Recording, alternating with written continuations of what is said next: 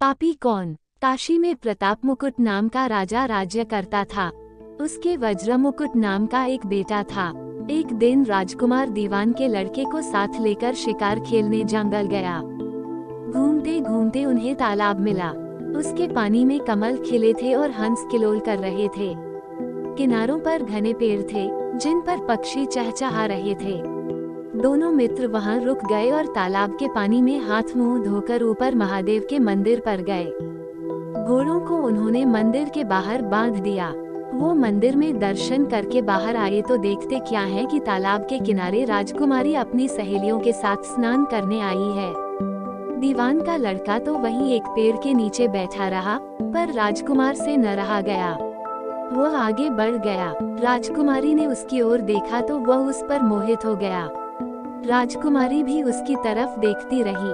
फिर उसने किया क्या कि जूड़े में से कमल का फूल निकाला, कान से लगाया, दांत से कुतरा, पैर के नीचे दबाया और फिर छाती से लगा अपनी सखियों के साथ चली गई। उसके जाने पर राजकुमार निराश हो अपने मित्र के पास आया और सब हाल सुनाकर बोला, मैं इस राजकुमारी के बिना नहीं रह सकता, पर मुझे न तो उसका नाम मालूम है न ठिकाना। वह कैसे मिलेगी? दीवान के लड़के ने कहा, राजकुमार आप इतना घबराएं नहीं, वह सब कुछ बता गई है। राजकुमार ने पूछा, कैसे? वह बोला, उसने कमल का फूल सिर से उतारकर कानों से लगाया तो उसने बताया कि मैं कर्नाटक की रहने वाली हूँ। दांत से कुतरा तो उसका मतलब था कि मैं दंतबाट राजा की बेटी हूँ। पांव से दबाने का अर्थ था कि मेरा नाम पद्मावती है और छाती से लगाकर उसने बताया कि तुम मेरे दिल में बस गए हो। इतना सुनना था कि राजकुमार खुशी से फूल उठा। बोला, अब मुझे कर्नाटक देश में ले चलो।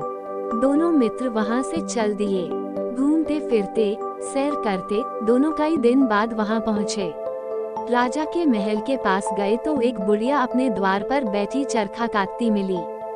उसके पास जाकर दोनों घोड़ों से उतर पड़े और बोले, माई हम सौदागर हैं, हमारा सामान पीछे आ रहा है, हमें रहने को थोड़ी जगह दे दो। उनकी शक्ल सूरत देखकर और बात सुनकर बुढ़िया के मन में ममता उमड़ आई। बोली, बेटा तुम्हारा घर है, जब तक जी में आए रहो। दोनों वहीं ठहर गए। दीवान के बेटे ने उससे पूछा, माई तुम क्या करती हो? तुम्हारे घर में कौन कौन है? तुम्हारी गुजर कैसे होती है? बुढ़िया ने जवाब दिया, बेटा मेरा एक बेटा है जो राजा की चाकरी में है। मैं राजा की बेटी पद्मावती की धाय थी। बूढ़ी हो जाने से अब घर में रहती हूँ। राजा खाने पीने को दे देता है। दिन में एक बार राजकुमारी को देखने महल में जाती हूँ। राजकुमार ने बुढ़िया को कुछ धन दिया और कहा, माई कल तुम वहाँ जाओ तो राजकुमारी से कह देना कि जेठ सुदी पंचमी को तुम्हें तालाब पर जो राजकुमार मिला था वह आ गया है। अगले दिन जब बुढ़िया राजमहल गई तो उसने राजकुमार का संदेशा उसे दे दिया।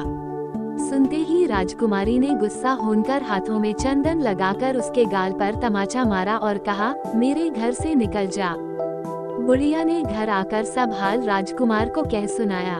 राजकुमार हक्का बक्का रह गया। तब उसके मित्र ने कहा, राजकुमार आप घबराएं नहीं, उसकी बातों को समझें। उसने देसों उंगलियां सफेद चंदन में मारी, इससे उसका मतलब यह है कि अभी 10 रोज चांदनी के हैं।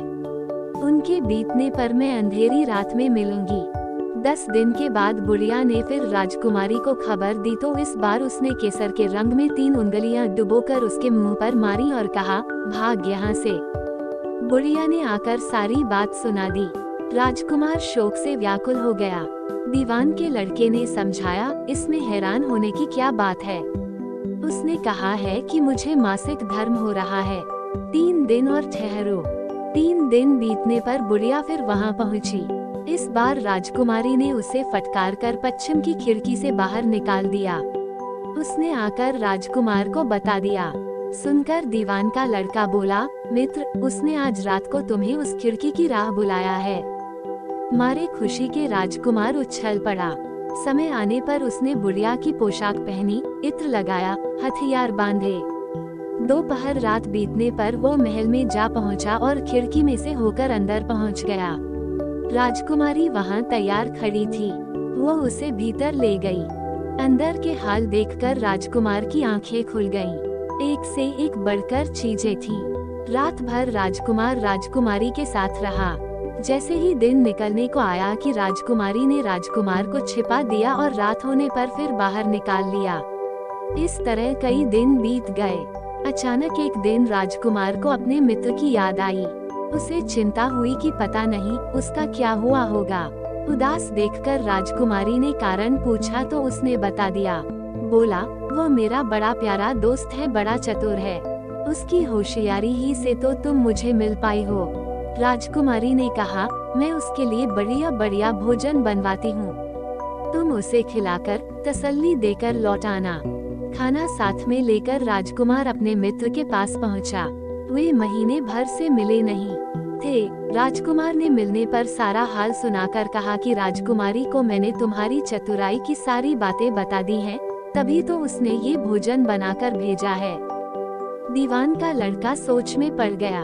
उसने कहा, ये तुमने अच्छा नहीं किया। राजकुमारी समझ गई कि जब तक मैं हूँ वह तुम्हें अपने बस में नहीं रख सकती, इसलिए उसने इस खाने में जहर मिलाकर भेजा है। ये कहकर दीवान के लड़के ने थाली में से एक लड्डू उठाकर कुत्ते के आगे डाल दिया। खाते ही कुत्ता मर गया। राजकुमार को बड़ा बुरा लगा। उसने कहा, ऐसी स्त्री से भगवान बचाए, मैं अब उसके पास नहीं जाऊंगा। दीवान का बेटा बोला, नहीं, अब ऐसा उपाय करना चाहिए जिससे हम उसे घर ले चलें। आज रात को तुम वहां जाओ। जब राजकुमारी सो जाए तो उसकी बाईं जांघ पर त्रिशूल का निशान बनाकर उसके गहने लेकर चले आना। राजकुमार ने ऐसा ही किया। उसके आने पर दीवान का बेटा उसे साथ ले योगी का भेष बना, मरघट में जा बैठा और राजकुमार से कहा कि तुम ये गहने लेकर बाजार में बेच आओ। कोई पकड़े तो कह देना कि मेरे गुरु के पास चलो और उसे यहाँ ले आना।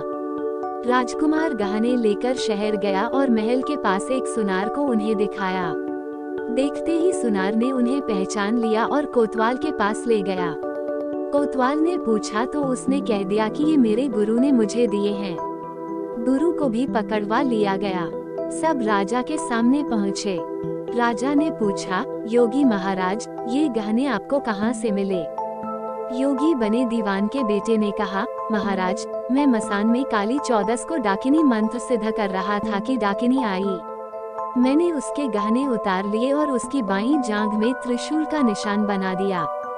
इतना सुनकर राजा महल में गया और उसने रानी से कहा कि पद्मावती की बाईं जांघ पर देखो कि त्रिशूल का निशान तो नहीं है। रानी देखा तो था। राजा को बड़ा दुख हुआ। बाहर आकर वह योगी को एक ओर ले जाकर बोला, महाराज, धर्मशास्त्र में खोटी स्त्रियों के लिए क्या दंड है? योगी ने जवाब दिया, राजन, ब्राह्मण, गौ, स्त्री, लड़का और अपने आश्रय में रहने वाले से कोई खोटा काम हो जाए तो उसे देश निकाला दे देना चाहिए। ये सुनकर राजा ने पद्मावती को डोली में बिठाकर जंगल में छुड़वा दिया। राजकुमार और दीवान का बेटा तो ताक में बैठे ही थे। राजकुमारी को अकेली पाकर साथ ले अपने नगर में लौट आए और आनंद से रहने लगे। इतनी बात सुनाकर बेताल बोला, राजन, ये बताओ कि पाप किसको लगा है? राजा ने कहा, पाप तो राजा को लगा। दीवान के बेटे ने अपने स्वामी का काम किया। कोतवाल ने राजा को कहना माना और राजकुमार ने अपना मनोरथ सिद्ध किया। राजा ने पाप किया, जो बिना विचारे उसे देश निकाला दे दिया। राजा का इतना कहना था कि बेताल फिर उसी पेड़ पर जा लटका। राजा वापस गया और बेताल को लेकर चल दिया।